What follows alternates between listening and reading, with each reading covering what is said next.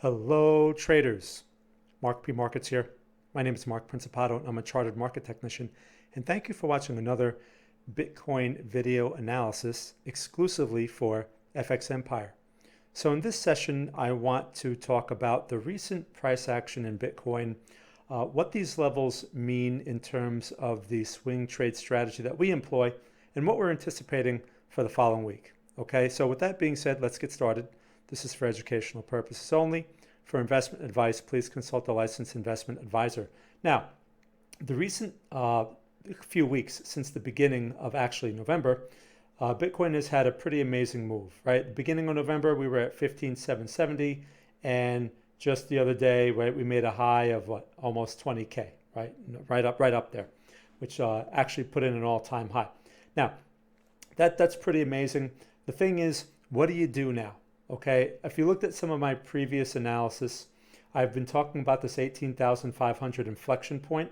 Price has been gyrating around it. These inflection points, these projections, by the way, they're never an exact thing. But what they help us do is they help us anticipate a higher risk, or anticipate certain type of price action that we wait for to see if it develops. When we see something like this, we know that the risk is high. Now, you'll notice this blue box that I have just over 20K, right, which covers basically 20K to the low 20,200 area. That's a reversal zone boundary. That's a high probability area where price is likely to fake out. Now, it started out with the red candle yesterday, and that could be the beginning, but we didn't get any follow through yet. That brings me to where we are today. We now have an inside bar, okay? A break of the high of this inside bar, which is 19,346, would actually generate a new buy signal, while the break of the low, which is 18,334, will generate a new sell signal. The question is, which one do you take? Now, for us, we don't short Bitcoin. That's a policy that we've employed since the very beginning, so the short is not even a choice for us. Now, as far as the long, this situation, because of the low probability of the location, I mean, we're right at a resistance, we're at a psychological resistance of 20K, plus we're still fooling around this inflection point. The chances of follow through are limited. Okay, now I could be wrong. It may break out and keep going, but we're not willing to take that risk. So if we get the break to the upside, if you take a trade like that, you have to be prepared for that fake out, and you have to be nimble. If you're not, you can get caught in the next broad leg lower. Now that brings me to the other scenario. If the low is taken out, that would signal that Bitcoin is likely in a broader consolidation, and the 16,000s or low 17,000s can be tested in that situation. Now, it may take a few days to unfold, maybe longer, but that is the location that we're interested in putting on a new swing trade long. Keep in mind, high probability setups don't occur at highs. I mean, for longs, they're likely to occur nearer a support or nearer a low. So if Bitcoin gives us something in the mid 17,000s or lower, that's the area of interest for us. Of course, we need to see a setup and confirmation where we can measure risk. Keep in mind, like I said, high probability setups are infrequent.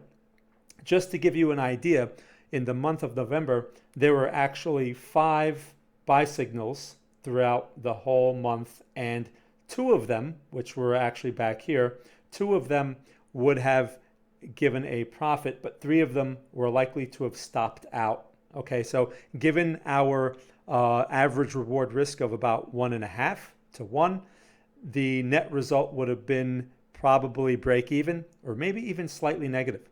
But instead, we forfeited all of them because the location was not adequate, and we had no stress, and all we have to do is wait. Okay, so it doesn't always pay to take more trade setups. Trade setups are not always, they're not equal. They can appear randomly. So the location has a major effect on how we decide which ones to take and which ones we don't. And it's not perfect. We're not going to get them all. Okay, so as long as we're green and we're consistent, that's really all that matters. So again, just to sum this up, the 20K area is still a vulnerable resistance for selling. Not a great place for new longs, although it could break out. The chance of a retrace or a fake out is greater at this point based on the structure that we're seeing here. We would like to see a push back into the mid to low 16s, that would be ideal.